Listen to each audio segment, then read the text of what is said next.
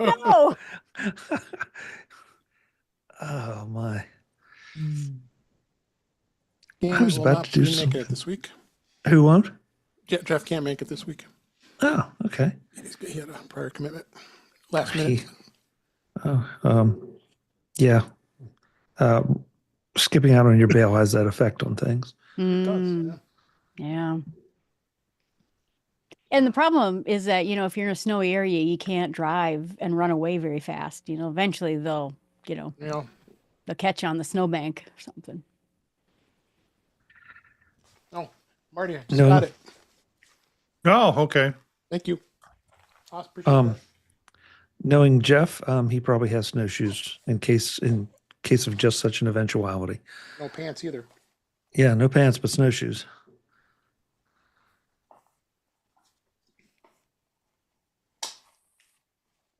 Now I can show you the Mag 2 from Plexicam because I have a second one now. That's what it is. Just a little simple thing like that. Cool. Oh, And it attaches to the screen. very nice. But not the Mac Studio. Not the Apple Studio display. And apparently they were so touched by my email that they sent me another one that I didn't pay for that I can't use. Give it to your son. You said you can give it to your son, right? Yeah, I'll give it to my son. Dave, does it look anything like this one? Yes, it does. Oops. I figured you got a sample. I have not had a chance to use it or even pretend to play with it. I just opened it up and looked at it and said, huh, and went on. Where does Yeah, I everyone had just to get pay free for it. samples of everything? How come no one sends me free samples? I'm just a small time influencer. Nice. The they have another product. When I told them it wouldn't attach to my my Mac Studio, and I saw this in their comment section.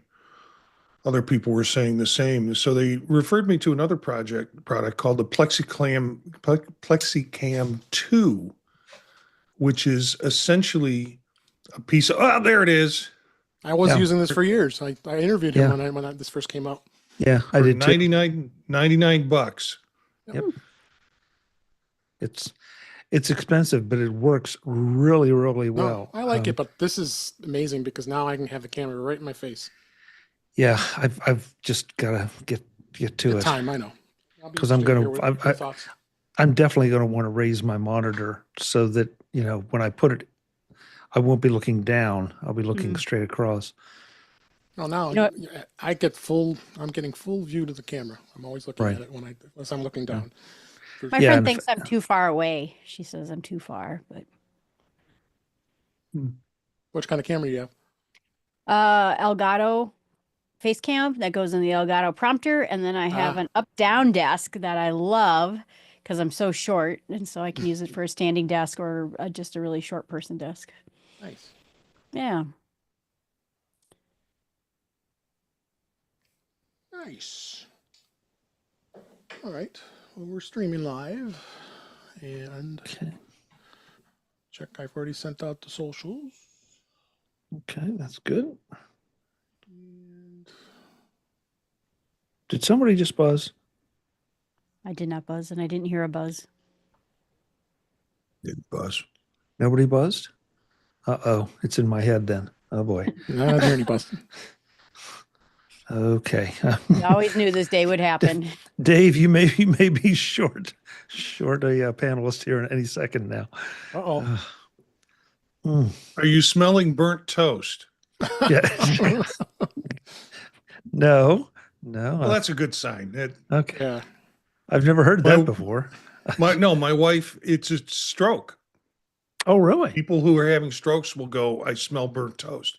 Now, my Oh. wife always burns her toast. So, I get up in the morning, it's like, am I having a stroke? No, You're she's just- just making toast. You're just in a constant state of confusion. You can start a couple minutes earlier. What the heck? Terrifying. Oh, shoot. I got to log into the YouTube chat. Yes, we are, Joe.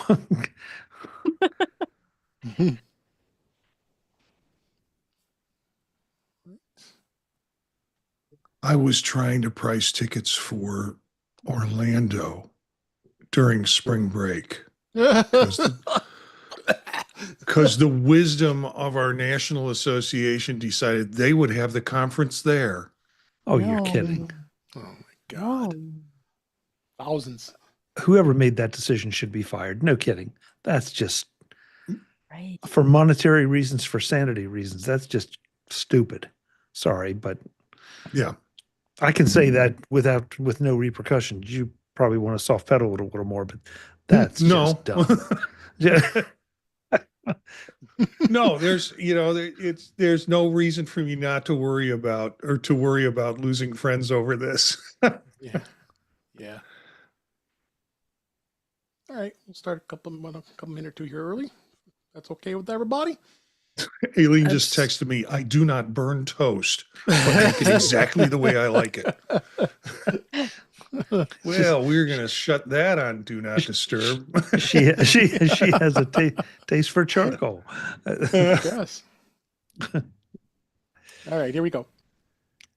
5, 4, 3, 2. Welcome to episode 346 of In Touch with iOS, the show that talks about iPhone, iPad, Apple Watch, Apple TV, Vision Pro, Mac, and related technologies. I'm your host, Dave Ginsburg, and I have two guests this week. Jill McKinley is back on the show. How you doing, Jill? Glad to have you here. Doing great. Thank you for having me back. Of course. We love having you here. Also, it's great to have you here back again is Chuck Joyner. How you doing, Chuck? I'm good, Dave. I'm good. I always appreciate being asked. Yeah. I'm taking a page out of Jeff Gammett's book. I'm always a little surprised, but I'm always delighted. Yeah. Well, I'm always happy to have you here. And unfortunately, Jeff couldn't make it this week. We're going to miss him, but we still have Marty Gencius here, which is always great to have you here, Marty. How you doing?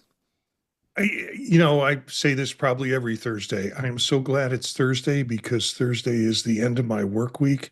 And today was just a miserable, horrible, no good day.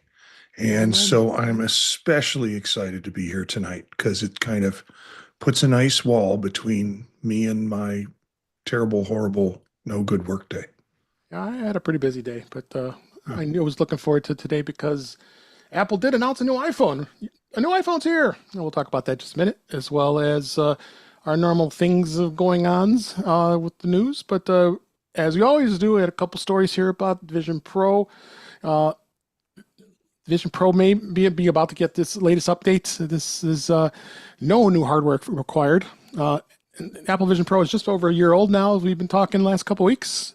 But because Apple Intelligence is finally rumored to be coming to Apple Vision Pro, when Apple announced its suite of AI features last June, it only had promised support for usual suspects, iPad, iPhone, and Mac. But so far, Apple Intelligence is only offered on the 15 Pro, 16, and 16 Pro Max, as well as M series iPads, but never got the guarantee.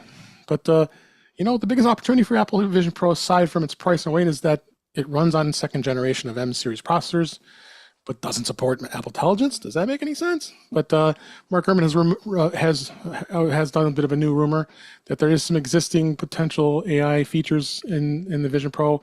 It'll be a welcome for customers of that. Of course, I'm not even going to mention the price. Everybody knows how much it is. So, Marty, what do you think? I'm tired of people saying, "Oh, this is the price." So, yeah, we know what the price is. Well, I knew it was going to happen. I mean, I'm not. Yeah. When they first said we're going to roll out Apple Intelligence, they said we're going to roll it out on the phones and we're going to roll it out on this. And I knew we were last in line for the soup. And, now I think it's like I mentioned on Vision Profiles, we get just enough new stuff like hand gestures and then virtual Mac display and now Apple Intelligence that it keeps the product alive and shows that Apple's invested in it. So I'm excited about it. I don't know what it will look like. It'll probably look a little different than what it is, and we might not get all the capabilities. I can't see playgrounds on it, but maybe visual intelligence. But we'll see what happens when it rolls out. And I'm okay with Apple taking its time, getting it right, and not rushing it. So that's what we like about Apple, because they take their time with these products. People complain, it's like, oh, look, Android did it already. Okay, well, that's okay. We want to make sure it's right. Any thoughts, Chuck, of what you think this would be of a thing that would be good on the Vision Pro? I know you don't use it, but I don't. Most of the time when you ask me something, Dave, like this, I just point to the fact that this is an evolution. That we're just watching the Vision Pro slowly get this, get that, get the other thing, and so I feel like maybe depending on whether you own one or not, maybe they're baby steps, maybe they're not. Depending on your interests, maybe they're baby steps, maybe they're not. But at the end of the day, there's still steps moving forward, and that's about all I can say until I get, actually have time to buy one and play with it, which probably isn't going to happen anytime real soon. Gotta buy one. Jill, you want to throw any thoughts here before we move on to one? Just that I'm excited about 18.4. I was excited about it before. I'm all ready for it. And I do agree that the Apple Vision is trickling along. I am waiting for someone to give me a reason to buy one, which I probably don't have the money for. But so far I'm hanging in there. Well, that's good idea. Just one last comment on it. Go ahead, Marty. We've had AI with this device and lots of our devices. We just never called it that. Yeah. So Apple Vision Pro can do, the live translate, which is really pretty cool. That's all AI and working behind the scenes in terms of the computing. It's machine learning kind of stuff, but frankly, it's AI. We've had it. Yeah, I've tried to calm down my friends who are freaked out about it to say, on Amazon, when it says, hey, you bought this book, you might like this other book, that's AI. Don't freak out about it. We've had it for a long time. We just didn't call it that. Yeah. Makes sense. And then just other story here for this week. The new Vision Pro cover, this new Vision Pro cover is ugly, but it's also kind of awesome. The brand D-Brand, in collaboration with Kyle Goodrich, launched a new Vision Pro protective cover called Aperture. The accessory does something functional, protects the Vision Pro's front display without obstructing any of the many cameras and sensors. And it is a cool cover, but I think, Marty, you got yours, right? I got mine. A couple things cool about it. First, the packaging it came in. Okay. D-Brand does some wild stuff with, I think, wild stuff. Their emails are wild. They're, the bag it came in had really tiny print that seemed to be just stream of consciousness. I tried to read it and I could read it, but I couldn't figure out what is this connection. Yeah. The box, you open it up, and sitting on top of the box is a little deck card that has a QR code on it, and surrounding the QR code, it says, "We are watching you. We are watching you." And I've got it on my headset in the back behind me. I like it. I mean, it snaps on really tight. It's not going anywhere. It works functionally because all the cheese-grated holes in it are where the sensors are. And frankly, if you remember, every time you move your Vision Pro, you have to take that cover on and off and on and off, and it eliminates that because it's kind of permanently on with the holes where the holes need to be. Yep. And plus, we both bought the dual kit, which comes with the case for the battery, and it has a belt clip on the battery for that case. And a belt, now you can clip it to your belt. So I think it's kind of cool. I'm looking forward to getting it. It hasn't arrived just yet. I think it comes from Canada, if I'm not mistaken. So a little extra delay for getting here, but as soon as I get it, we'll report back on it. So it's going to be a cool thing. Orange or black? I got black. Okay. I know you guys probably look at this thing. It's kind of funky. I'm probably going to think that way at first too, but good to hear the first reports on it. No, Marty, which color did you get? He got black. We got black. All right. I said this somewhere else, but I really think it makes you look like you're playing Squid Games. Yeah. Why not? So, if you're comfortable with that, go for it. Yeah, I'll be wearing it on a plane. I can't wait for somebody to look at you dirty look for that one. Yes. I can't. I can hear the headline now on the morning news. Man taken off of plane for wearing strange device on head. Yeah. Yeah. Exactly. All right, move on to beta. There's still no beta this week. It's been at least 3 weeks since 18.3 was released. We've got a couple .1 releases that we've already talked about. So really, when is it going to be released? Well, there's a lot of rumors, of course. But with the launch of the iPhone 16e, we'll be talking about in just a second, plus all the other OSs, it's in a new state with Apple Intelligence. It features more languages, and then that's probably not going to come for a while.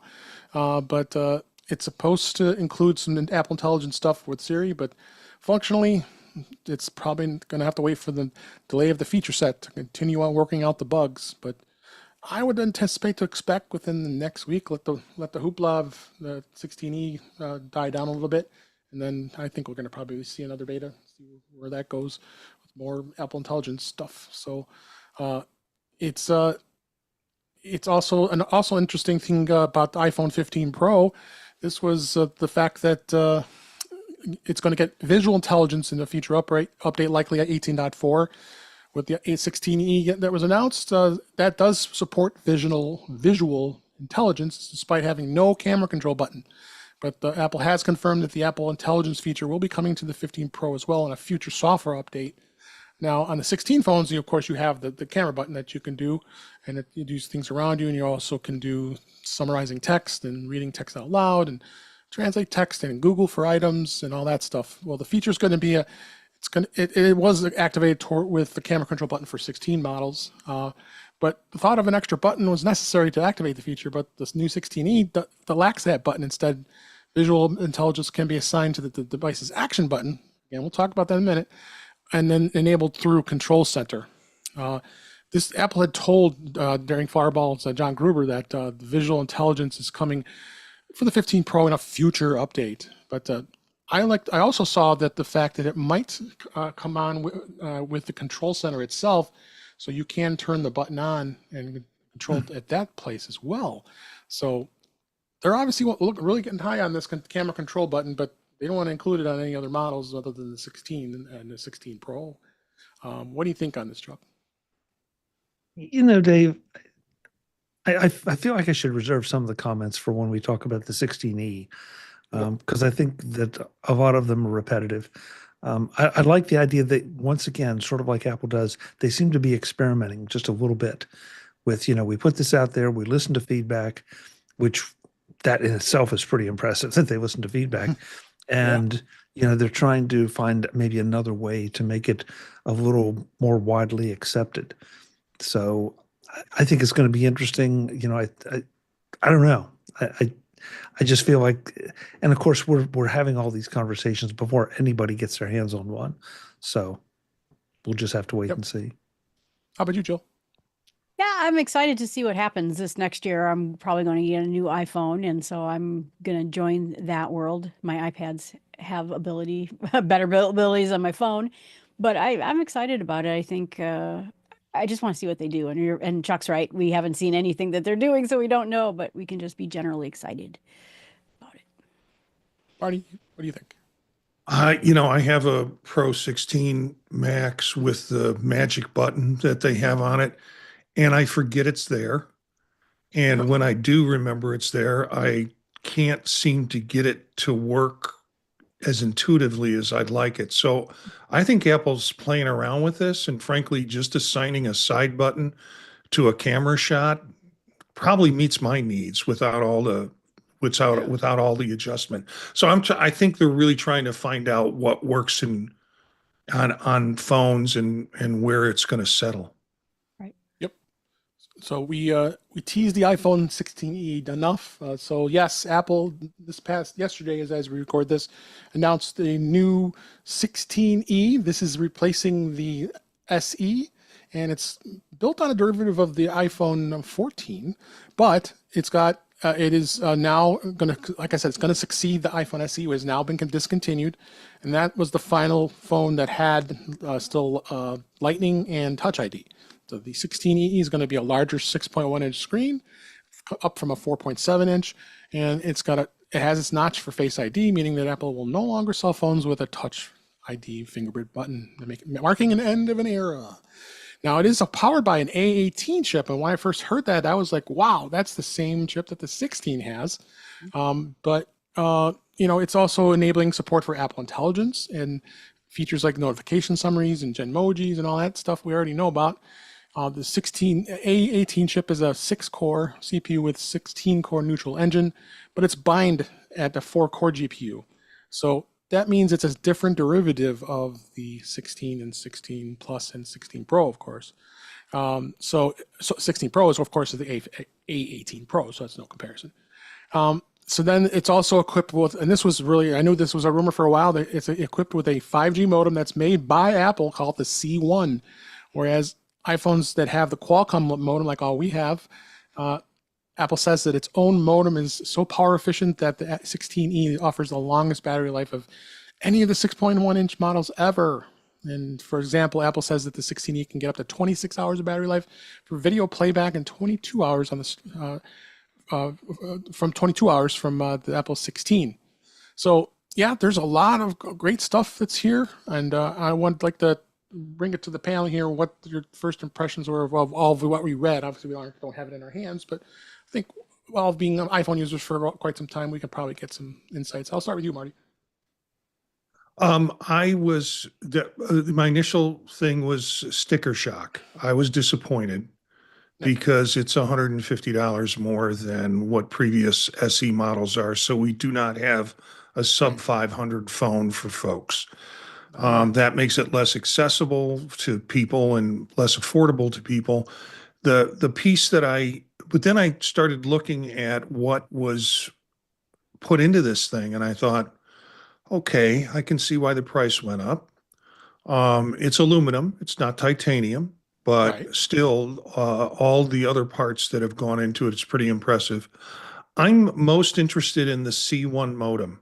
Yeah. And I'm fascinated with the performance on it. I wish it would have been a smaller phone. Again, but we knew that wasn't going to happen. Right. But I wish it would have been smaller and more portable. I think it's a great phone for people who, Yeah. and it's getting to the point where I look at all the stuff that's on the newer phones that I'm not using. It's sort of like maybe it's time for me to step down without embarrassment or shame, because these phones are doing what I want. So, okay, I'm probably going to get one for a second line, Oh my God, you crack me up. to move my second line. That'll be my travel phone until There I you sell go. it. Um, Gotcha. How about you, Chuck? Where did you like? What did you think? What were your expectations with this? I think Marty said it well. I mean, when you step back and look at what you're getting, yes, the price went up, but I mean, how old was the SE? What, It's three, 4 years? yeah, prices have gone up on everything. Find me something Yeah. prices haven't gone up on, Yeah. and and I will congratulate you. But it feels like there's a lot of value here. The things, I was reading tonight at dinner, all the comments about doesn't have this, doesn't have that, all the MagSafe. The MagSafe was a great compromise. The MagSafe was a terrible compromise. Everybody has a thought on this, but I think you have to step back and remember, Apple's a business, okay? Yep. And sure, I would like to have this, $500 give or take priced phone with all the features, but then you don't have anything to step up to. So I feel like yes, they made some compromises. I was extremely impressed that they have included Apple Intelligence. Yeah. I think first of all, I think they want to push that, and that's really important. The MagSafe is an interesting choice because that's going to push people up because MagSafe is more of a convenience thing. At least in my opinion, from a charging perspective. Now, attaching things, we'll talk about that in a minute. But from the charging standpoint, yeah, it's very convenient just to stick it on a MagSafe charger or stick it on the MagSafe charger in your car. And people will pay for convenience. So I think that might be a way to push people up. And I just read an article tonight that Spigen is going to be releasing MagSafe cases that obviously don't charge, but that will let you use all of the MagSafe accessories like wallets and different things that attach. So, there's going to be that, which I thought, okay, somebody was brilliant. They really looked at this and said, we can do something about that. So I came away, really kind of happy with it. Yes, I would love to see it under $500 because I think there is a mental barrier there. But I think if you, again, go back and look at the value that this delivers, it becomes a pretty easy sale. Yep. What do you think, Jill? I was of two minds of it. So I grew up poor, and I got into Apple with the 4S, I think. And because it was a lower price point, it was cheaper, it was something I could afford. And when I saw this price point, I thought, oh gosh, wouldn't it be just nice to have a safe phone that I could get for my mother who will never use all the features, and get her into something safe as compared to the phone that she might have right now. And this is too expensive. And so that was my first thought. And then the nerd, poor Jill, thought, yeah, but think of all the cool things you would have gotten with this phone for the lower price point. So I guess it depends if you're talking to really poor Jill, who was disappointed, or medium poor Jill, who was like, yeah, that's pretty cool. So maybe there needs to be another phone that is just cheap and doesn't do anything except Apple OS, iOS, and that's it. Right.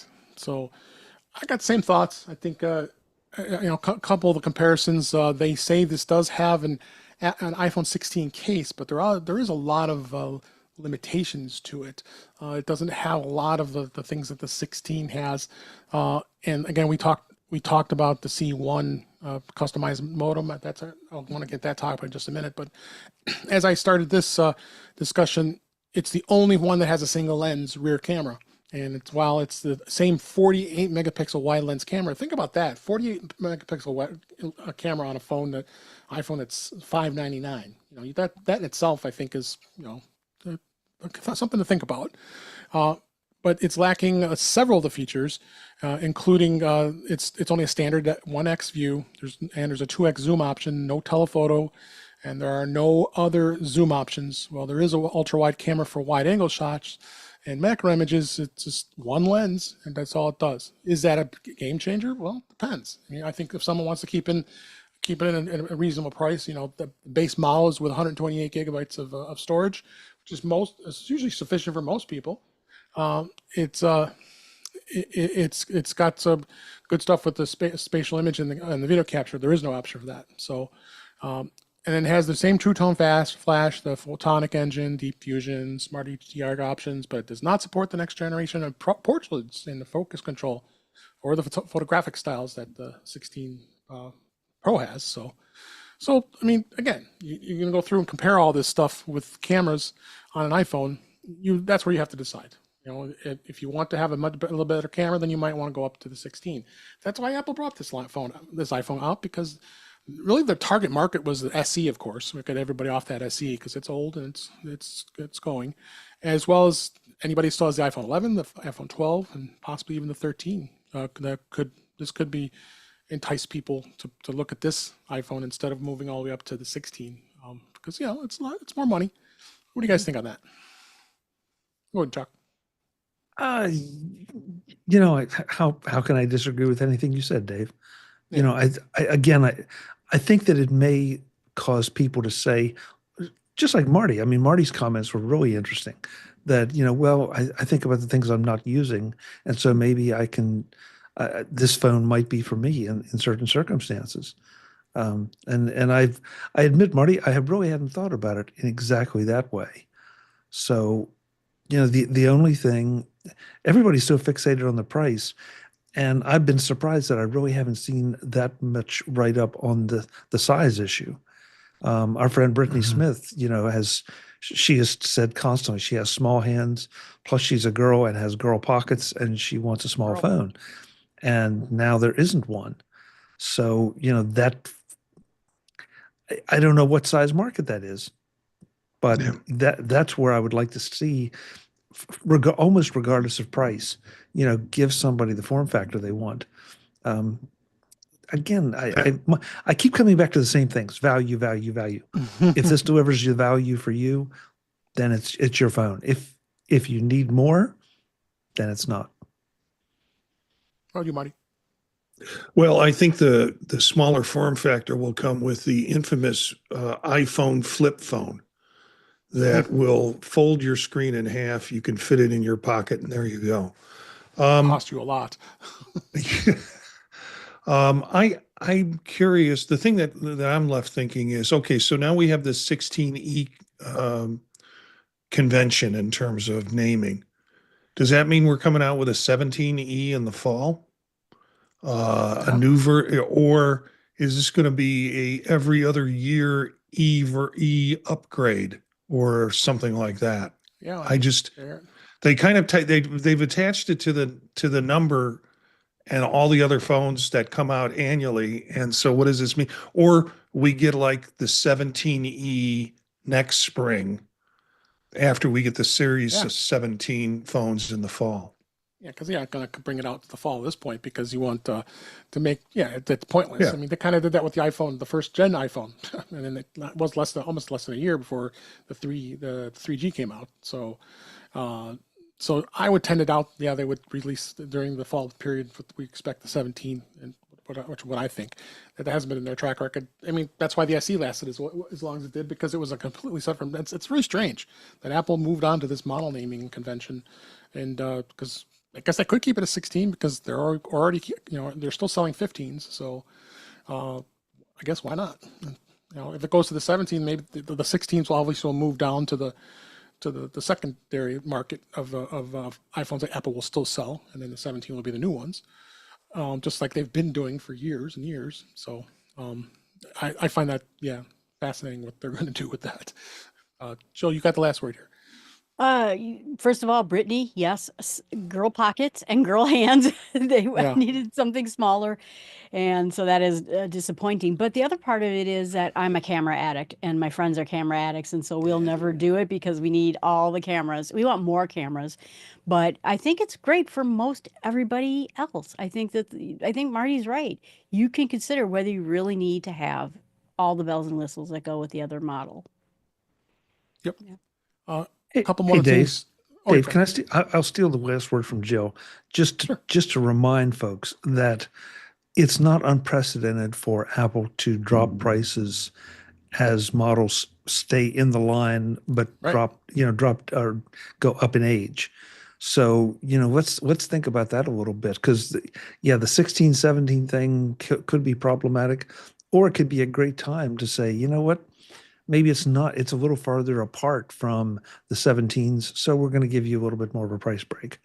Right. So in the fall, when they bring out the 17s, they could say, we're going to drop $100 off the 16Es. Yeah. Until the 17Es come out the next spring. All the 16s. Right. Yeah. I mean, they've done it before with different things, not just phones, but also Macs.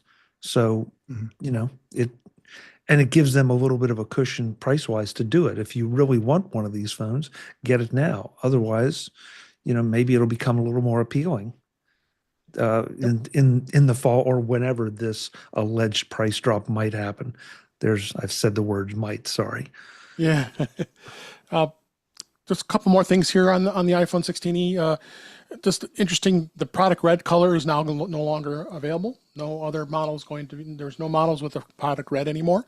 That has sunsetted. And then we just talked about our friend Brittany Smith and the small size. There will not be any small phones available anymore. So I wonder how much of an uproar that's going to happen, because it's definitely going to be interesting, because the 12 was the last one of the small iPhone minis. I don't know. Wasn't there an iPhone 13 mini? I thought there was. That was 5.4-inch screens and small. Because I was working with someone earlier today at work, and I looked at her phone. I was like, "Oh, that's so small." Oh yeah, that's the mini. And she's the same way. I have small hands. I want to have this small phone. I like it a lot, and she'll be holding it onto it. Now, hopefully, it stays current for a bit. Dave, are you suggesting that there might be an outbreak of really tiny people with really tiny hands protesting in front of Apple stores? Jill might be. Yeah. Oh, we got a face bomb. We got a face bomb. Please send your letters to Marty Jensen. Yes. Yeah. I love Yeah. letters. Yeah. Keep those letters coming. So finally, let's go through the breakdown of what is available. So the base capacity is going to be 128 gigabytes. That's at $599. 256 goes up $100 at $699, and then you're going to go all the way up to 512, which will be that actually doubles up a little bit at $899. So $599, $699, $899. That's $200 more if you want the 512. Display is the same. It's a Super Retina XDR display, and it's it's 6.1 inches, and it does not have no dynamic island or any of that stuff. But it has haptic touch, and it's got 2 million to 1 contrast ratio. So there's some good numbers on this device, and the weight of it is only about 5.88 ounces, so not very heavy. So it's a lightweight phone, and I think it's going to be great. I think it's going to be a really big seller. I mean, for them, because people are looking for lower end phones. Yeah, they'll drop the $599. I wouldn't be surprised. Final thoughts on that? What do you think, Marty? No, I wasn't thinking actually, Dave. Okay. All right. Well, let's go ahead and there's going to be some much articles in the show notes. So one other thing I'll mention is 18.3.1 will not be on the 16E when you get it. So you're going to have to automatically update it to 18.3.1 because of course they stopped signing 18.3. So they're going to I believe you'll be forced to install it. So there's going to be a lot of stuff there. Other interesting thing. Go ahead. Yeah, just on that point, I find it really interesting that so many times this is viewed as a negative thing. Oh, it's going to have a point update or some kind of software update on day one when you get it.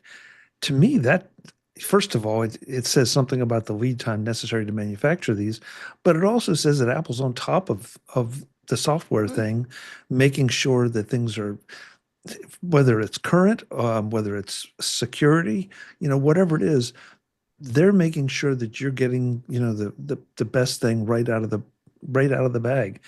And so, gee, really, is it that difficult to install an update first day? I want to ask the panel because I don't see it as a bad thing. Depends on how impulsive you are. So when I bought my last phone, I was going camping in an hour. And so I quick plugged it in, I logged into it, I switched all the things over, and then it was like updating. I'm like, no, I gotta go camping. So it was my fault. But yeah. And with me, the only time I had a problem upgrading my phones or doing switching it over to a new one was the last time when it forced me to do a software upgrade and it mucked the whole thing up, and then I had to wipe it clean, and it turned it into a good half-day ordeal. So I'm a test subject of one on this, but I agree with you, Chuck. It needs to be done. It's not a bad thing. It did not work for me last time. Going Seamlessly.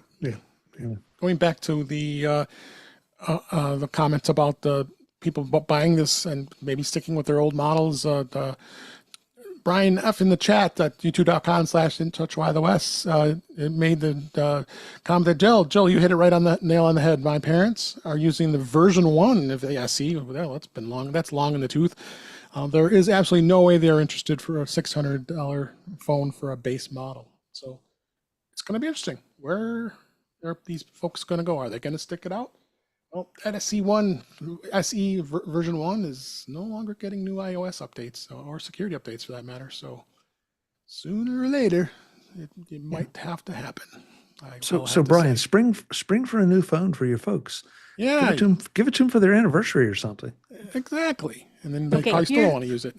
Here's the problem with it is my mom wouldn't know what to do with a fancy phone. In fact, my brother and I are talking about locking down a focus mode so it just has like 4 icons on the desktop. And so spending $699 on something that is just going to be call Jill, call my brother. That's it. Last night on Old Mac Gang, with the SE release, we talked about it. And then we also talked about what people seniors need in terms of phones. And there are a couple of good articles in that kind of reviewed what are good phones for seniors. It was in the 1 or 2 position, the new iPhones. So they had other ones that were good for less tech enriched options that were good phones or choices outside of the Apple ecosystem. But they really were talking up the Apple phones. So, Well, it's because it's secure, which is why I want to get my mom off right. of what she's on now. But the question is do I buy her a $600 phone? Or, Yeah. yeah, and that's the problem. How much do you love your mom? Hmm. Oh, If you were no, I'm just kidding. I'm I'm pulling just that. kidding. Ouch. All right. I think we've covered pretty much everything we could talk about with the iPhone 16e. We're going to keep watching that where it goes. I think it's going to be a big seller. It goes on sale at this Friday. No, I'm sorry, next Friday, February 28th. And then it'll be in stores, I believe, a week later. So get your pre-order in. If I'd be interested to see if it sells out quicker than other iPhones. I don't think it might. I don't think it might, but who knows? I think pre-orders are tomorrow morning. Oh, that's right. I'm sorry. Pre-orders are tomorrow after we should register, and then they'll receive it on the 28th. I got it flipped. right. Thank you. I corrected that.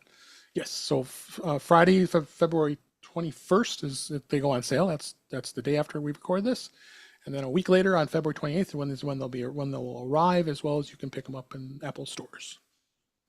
All right. Let's go to the news for this week. A couple news stories here. Gemini AI is no longer going to be available on the Google iOS app. Google is removing the Gemini AI model from the Google app for iOS, and it's announced that change in an email to Gemini users on February 18th. We're making some changes to create a better Gemini experience. So now there's going to have a standalone Gemini app, which is already offered to enhance compared to the limited integration that was within the Google app. So another key feature is going to be Gemini Live, which wasn't available in the previous iteration. When you're engaged in a conversation, Gemini Live will appear in both the dynamic island and lock screen, letting you control the AI interactions. So it's a free download, but of course you got to pay if you want to get any advanced features, up $20 a month. So what do you think on this, Marty? I think they're just trying to separate the markets out a little bit, particularly with Apple AI looking at what we thought was a full rollout with 18.4. I think they're just trying to make sure that they hold back some stuff, some functionality for us, so we don't know what we're missing. Yep. Jill, what do you think? Well, I'll say my catty thing is that I was thinking if I wanted to have Google steal more of my data and then answer my questions by stealing more of everybody else's data. Okay, that was my catty comment. But I think this is the next thing. Obviously Apple got into it. They delayed on it and they jumped right in. Now Google, was jumping in on it. This is being seen as the next big tool. So this is the hot race. It is. And what about you, Chuck? I'm kind of happy to see it because I feel like it's going to make it easier to decide, to access things, to decide which one you're using. I mean, I was looking at my phone today and I thought, okay, now I've got this. I don't know if it's further down the list in the articles, but XAI's new version came out, and I've got Claude and I've got ChatGPT, and et cetera, et cetera. And so, in some ways, I think it's going to make it a little easier for me to decide which one I like, and then move that to the front of my phone, and not have to worry about, gee, am I opening the Google app, and how do I make sure that I'm actually doing it? I know that, like with Bing, that Copilot is integrated into Bing, at least at some level. But, Right. It's kind of inconvenient and sort of pointless to open up, or excuse me, I said Bing, didn't I? I meant Edge, pardon me. The Edge browser. But I have to open up the Edge browser and wait for everything to load before I can get to it if I want to be using Copilot. So yeah, I think I think it'll improve the experience overall. Yeah, Those milliseconds make a difference. it does. There's so much AI out there, it's not even funny. We could do probably an entire segment on just that alone. So interesting. Apple, I mean, Google making a lot of changes here. One thing I was this next story, I never like to see an Apple store close, but this is an Apple store. It's permanently closing at a struggling mall in Chicago area. But it doesn't affect me, but I've been to this store many times. They're permanently closing this retail store in Northbrook Courts shopping area in the Chicago area. It's a North Shore area of Chicago, in the suburbs. They confirmed their closure today in a statement, but they have yet to provide a closing date for the location. Apple's had that store open since 2005, almost 20 years. Don't think they're going to make it, because I think it didn't open until it opened in, I believe, October, if that was what I saw in here. And it's kind of sad. It was, honestly, I didn't go to that store very often because it's very deep in the mall. I don't like going to mall Apple stores. There's a store that I go to all the time in Deer Park, Illinois, which is in a nice nice strip mall mall that has a lot of high-end stores, and that one I like to go because you just get out of your car, walk up to the street, and go in the store. And there's another store I go to all the time in Woodfield Mall in Schaumburg that I go there once in a while. At least I found the door, I know what door to go into to get to the store. But I don't want to go in a mall. I want to go to a standalone store. So, but it's sad to see this, and I think it's unusual to see that Apple closes stores, but the problem is with this mall, they had a Macy's in there, that's gone. Lord & Taylor went out of business. Lululemon went out of business, or went out of business. They closed. So there's pretty much not much left in this mall to drive traffic for them. So I know, Jill, you said you had been in that area when you were younger, and I don't know if you've ever been to this store, but what do you think? No, I didn't know. I was there decades before the store, but yeah, I think malls are gonna have to figure out what makes anything work anymore. Yeah. And I think you're right about I go to a high-end strip mall to go to the Apple store too, because I don't like getting buried into a mall. Woodfield, the ultimate getting buried into a mall. Yes. It is gigantic, but One of the top 10 largest malls in the country, in the U.S. but So I think every store on the planet is gonna have to start making wiser decisions about what they're in, or if they're in a store at all. And this is just a sign of it. any thoughts on this? Just Yeah, in general, I take Apple lots of stores? trips to Chicago and Yeah. the north side of Chicago, and always manage to find Apple emergencies where I have to go to an Apple store. And so as you're rattling these names off, I'm going, yeah, I've been to that one. Yeah, I think I've been to that one. So yeah, I've been to this one inside the mall. Right. And we have two here in my area. One is inside a mall. The mall is surviving, and the Apple store is the busiest part of the inside mall Apple store that we have. And then we have another one that's fits in the outs. It's an outside high end, shopping strip district. And both of them are about the same distance from my house. So. That's the thing. The Northbrook, the village of Northbrook, is a relatively affluent suburb. So that was probably what Apple's motivation to go there at the time. So it was kind of surprising because there's a lot of high end. There were a lot of high end stores at one point. So it's sad. Anything you want to add, Chuck?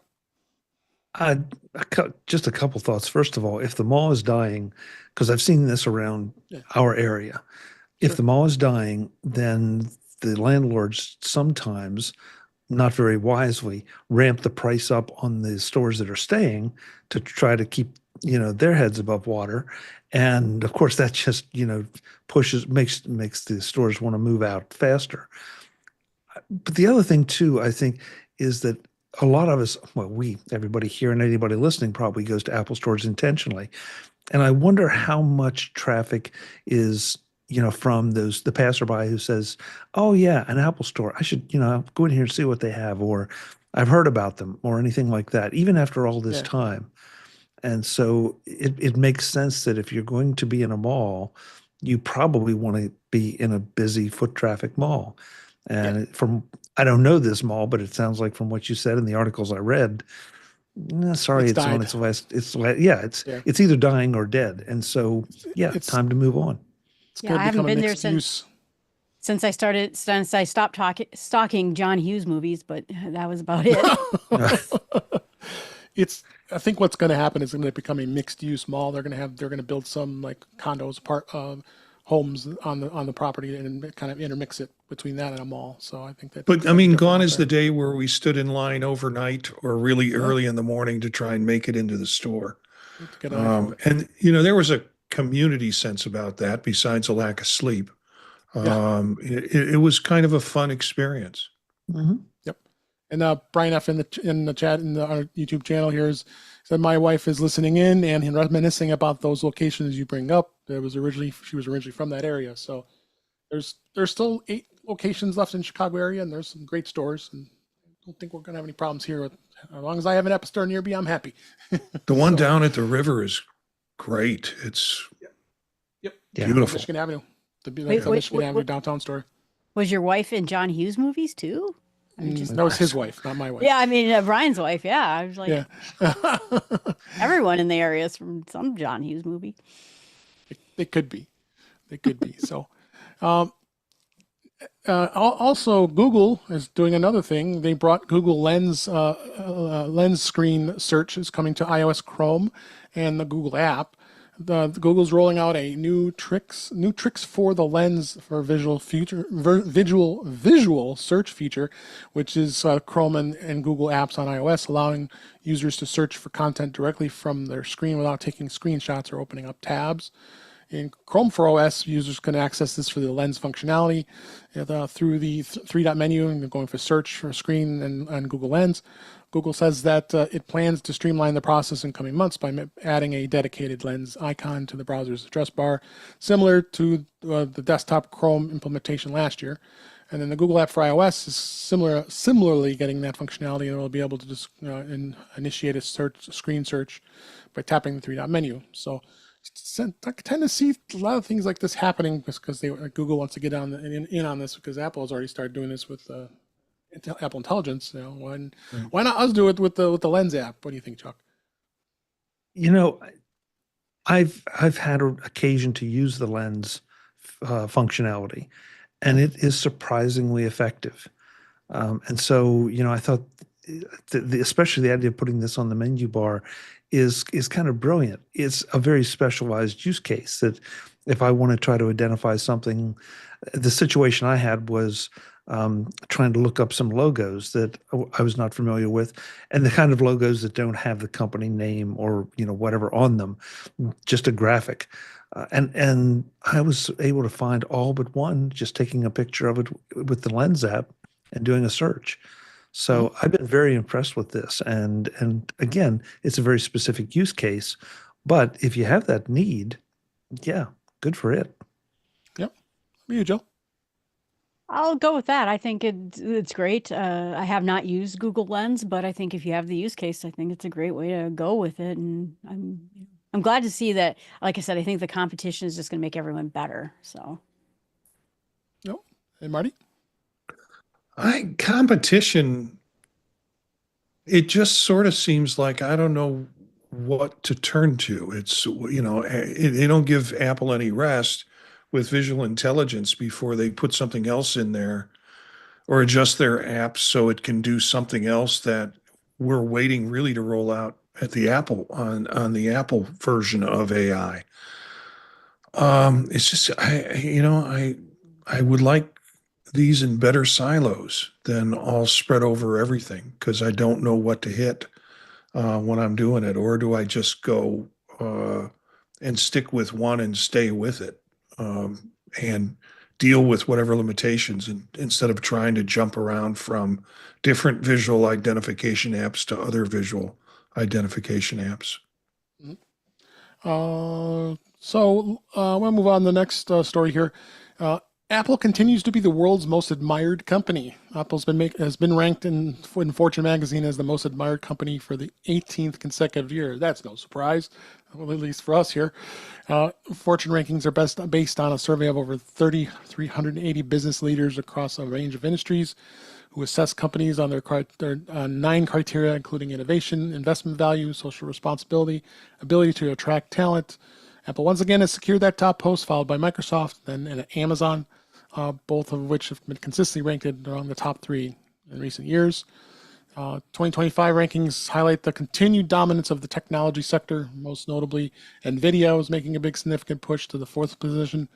While technology companies continue to dominate these upper ranks, other industries remain well represented, like Berkshire Hathaway, Costco, JP Morgan Chase, and others.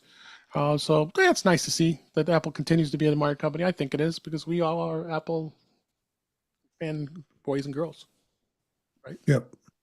What do you think, Marty? This is all good and well until the little hands people start the protest. Here you go. I think I have a show title. What about you, Chuck?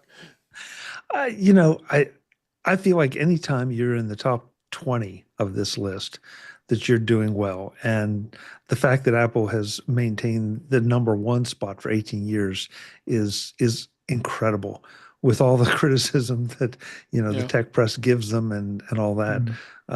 They seem, it'll be interesting to see what happens next year, to see if anybody else does. But I mean, how many companies can you say that you really respect? You know, use, buy from, absolutely. Respect, you know, the list gets shorter and shorter. At least mine does. So I think this is just phenomenal to see.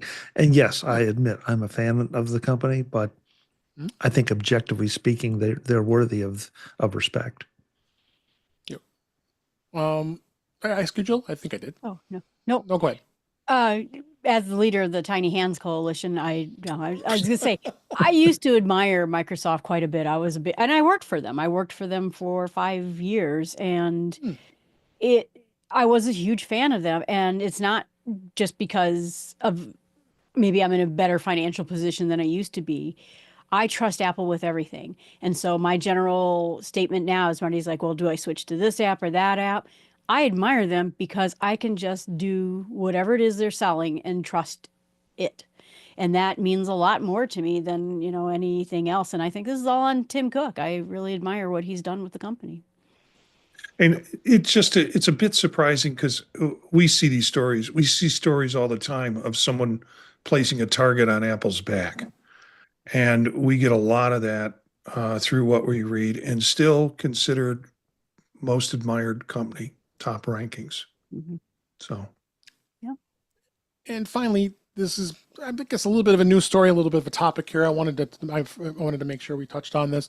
Now, you know, what Apple did with this announcement with iPhone 16e is they did share a 12-minute video announcement on it, which was probably one of the newest things that Apple has done when they're introducing new products. Usually they just do a news press release, and then that's the end of it. But they know how important it is when you're introducing a newer model iPhone, that they have to be making it with all kinds of crazy things. In fact, Tim Cook went on to X, formerly known as Twitter, and was teasing that there's going to be a big announcement on a game-changing product. And so he gets on social media and gets all us excited. So I mean, I thought the video was great. It's the same type of videos we've watched with all the other announcements, and in a 12-minute format versus, you know, when we spend a full 2 hours or hour and a half of analyzing the announcements when there's so many products announced that we don't know if there's going to be a spring announcement or there'll be, of course, WWDC and all that. So interesting to see how Apple did this. And I wanted to kind of get your guys' thoughts as we wrap up here. Marty, what do you think that how Apple handled this? I think it was a nice little video. I thought it was good. Yeah, you know, I got up in the morning at 6 a.m. and started immediately going to the store to figure out whether or not Apple had put the announcement on. And every hour or so, I would open the store up to see if there was something new. And then I was like, well, it's 9 o'clock here, and maybe they're going to open it up at 6 o'clock. West Coast time. So at 9 o'clock, I was checking the store. Yep. And then, so then I tried to second guess, when are they actually going to roll this thing out? And I wish they would have just said, on this 10 a.m. date, this time, be ready for a big surprise. Because it would have saved me a lot of checking and such. Good video. In some ways, I wish they would have spent more on certain things like the C1 modem. I would have liked to have known a little bit more about the development of that. It's been in development for 7 years, I guess. Yep. And what's so unique about it that at least the one thing they could say about it is that it's energy efficient. But is there any other qualities around it? I would have liked to know, because that's kind of the new component in this. Well, don't worry. We'll be talking about that probably next week, because that we're going to get many analysts starting to find out more about this modem, because it's only been a day since this was released, and there's some information on here. I didn't want to do it. I wanted to do it justice by having more information, and we could spend a little more time on it. But yeah, no, I'm very intrigued myself that Apple's doing this and changing this. Joe, what do you think on this? Well, and Marty will have that phone in his hand, so he'll know a lot more about it next week. Well, we know who to go to now. I'm not going to bother buying new products anymore. Just ask Marty. Right. No, I like Thank you. It means I get to buy more new products. Right. No, I like the video, and I like that he announced it. And for someone like me who works during the day, I thought that was kind of nice, because whenever I had a spare moment, I could go grab lunch and watch it. And I thought it was great. And I think it's a good way of starting to announce it. And I don't know if we're going to have a spring event. I'm kind of curious about that now. I'm guessing not. Close. Yeah, maybe. I mean, I don't know what much else they have to announce. When it comes to, I know some more Macs. I know the MacBook Air M4 probably will be announced, but that could probably be a press release. Yeah. But what else is big? Some iPads. Maybe they're supposed to be doing some M4 Airs, and again, that could be a press release too. So maybe this promising asynchronous way is the next way to do it, because the shows have to be expensive, and so this might be a smaller announcement way. Yeah. Final word on this from Chuck. I liked the video. I thought it was good, and I thought it was kind of inspired to see Apple giving the star treatment to what is sort of the low end of the spectrum. We see the star treatment given to the top end, and we all love it, and we all salivate over it. But I mean, taking nothing and see, that said, I'm afraid somebody's going to think I'm denigrating the low end, and I'm not. It's just that the low end always seems to get short shrift, and here it was in the store. It was the star. I thought that was terrific. And to Marty's point about the modem, I don't know that this announcement was for us. It wasn't for people that were interested in the guts of the thing. It was for the people that are looking at what the feature set is and do I want to buy it or not. But I'm with you, Marty. I want to know more. The power thing is the big thing I've read about it, and it's also the first one that Apple has been able to build in-house to their satisfaction. So I want to hear the backstory, but I'm not sure that's for everyone. Well, this could be a tease. This is a comment in the chat in our YouTube channel. Jim Ray, great to see you to join the show. We haven't seen you very often here, but I'm glad you're here. He says the C1 is very special because Apple doesn't have to pay royalties to Qualcomm. That's probably true. I heard it was like $7 a phone in terms of the royalties. That's not nothing. That's not nothing. Divided times millions of iPhones that are out there.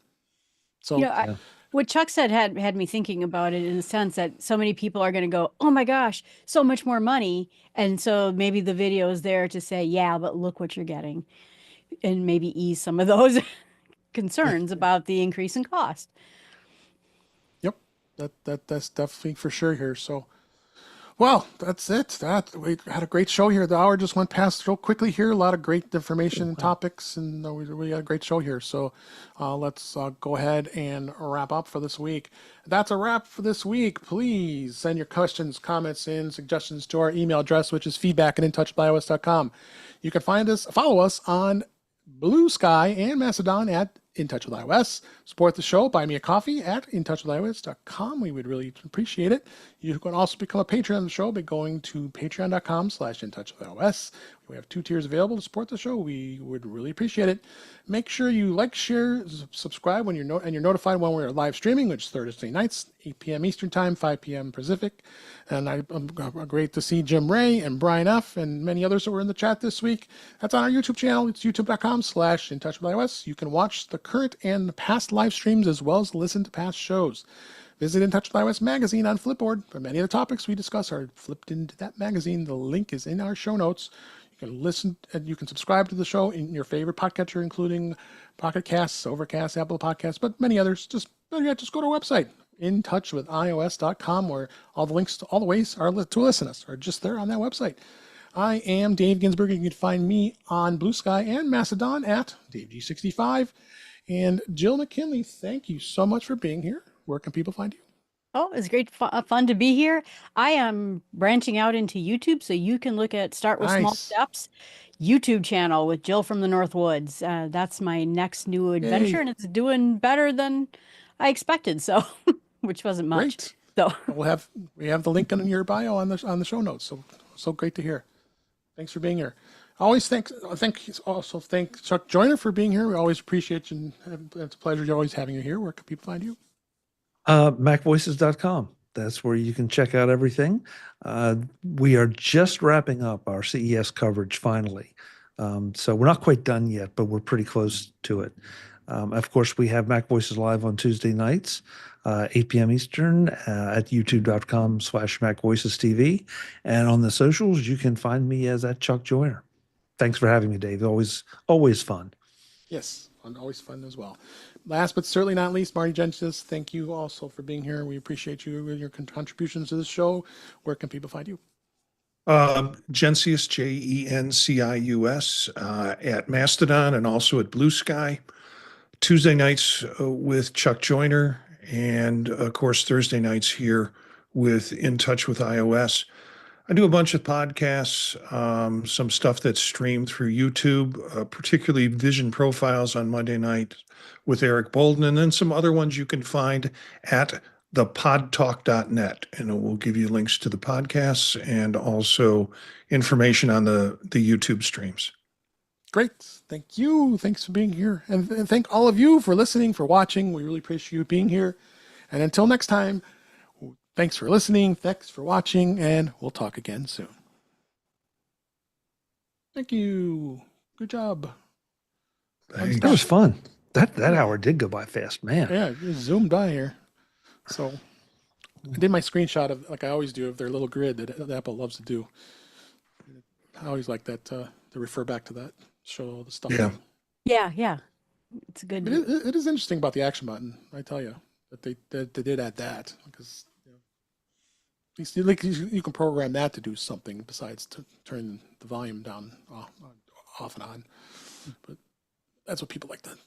Yeah. But then you get that shortcut like I have on mine, where you push the button and you can do multiple things. Yeah, the super action button. I think it is going to be interesting to see how this is received.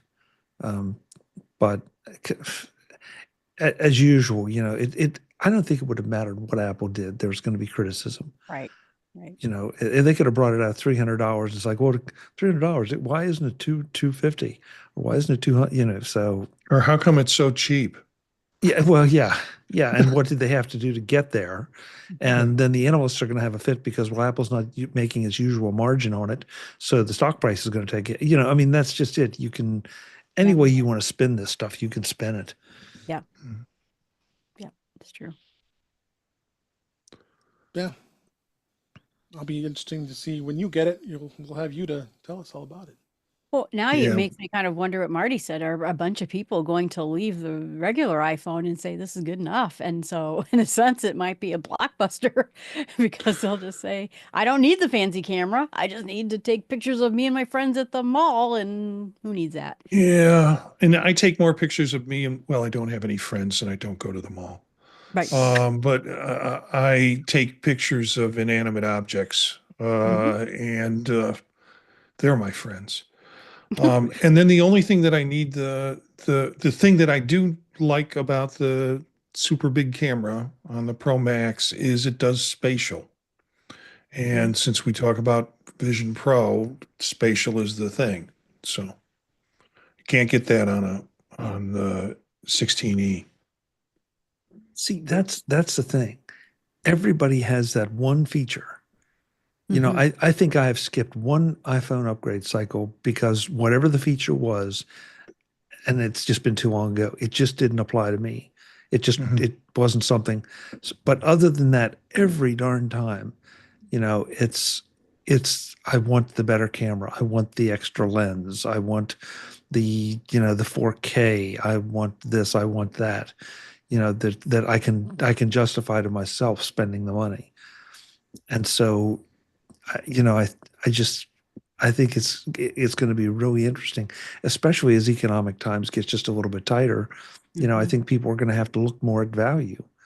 Yeah, that's a great point. So, where's Brian? He's the economist. He needs to weigh in on that. Yep. Yeah, I think I think it's a great point. I think that this really could be a huge seller. And maybe if it does and it blows the doors off, we'll have a 17 and we'll have an 18 and we'll have all these. Yeah. It would be interesting if they just did the E's at an off cycle. Yeah. You know, so we have a phone that comes out in the spring. We don't have any S's anymore. It was the Yeah. 6S. Well, I heard the E, what is it? The SE. The S was for small and the E was for economy. Makes sense. But then I heard somebody else refer to it as special edition.